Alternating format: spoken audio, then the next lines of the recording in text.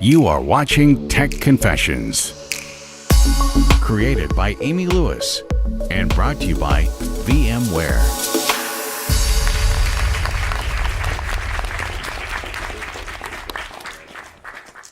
Okay, Scott, thank you for coming in today.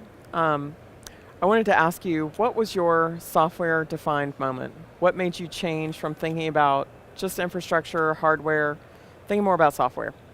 Well, to be honest, Amy, it started over the summer.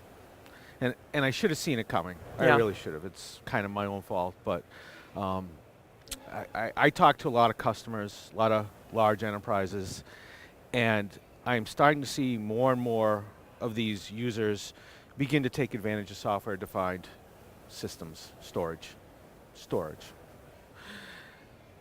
And you think about when it started, it was years ago when the initial technologies were introduced, and people brought it in and they used it, and there were some initial challenges with those earlier versions of those technologies. But now, I mean, there's too many users out there that are taking advantage of it, and it's not everything in their environment.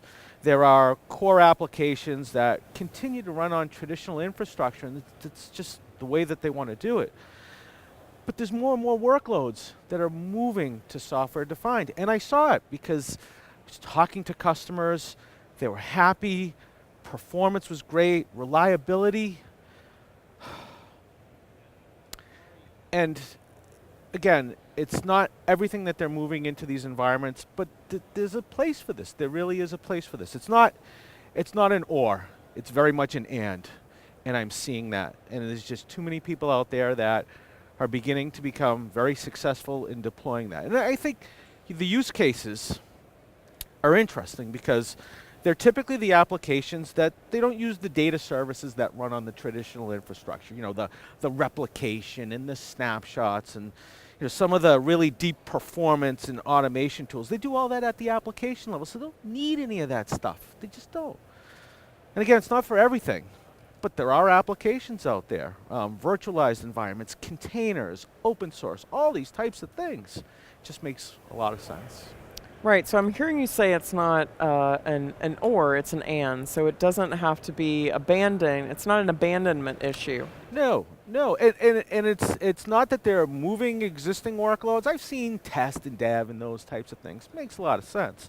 But they're not moving, some of their transactional databases and again, core applications that are running their businesses, but all these new applications that they're trying to deploy. They just want to manage them simply. They just want to start them up. They want them to be very quick, very flexible, very agile. And it makes sense.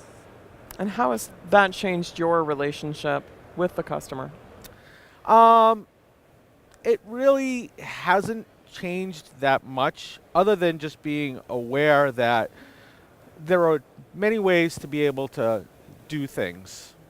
And sometimes the traditional ways just aren't good for some of these newer things that are happening out there. And you have to be open-minded. Yeah. You have to be open-minded.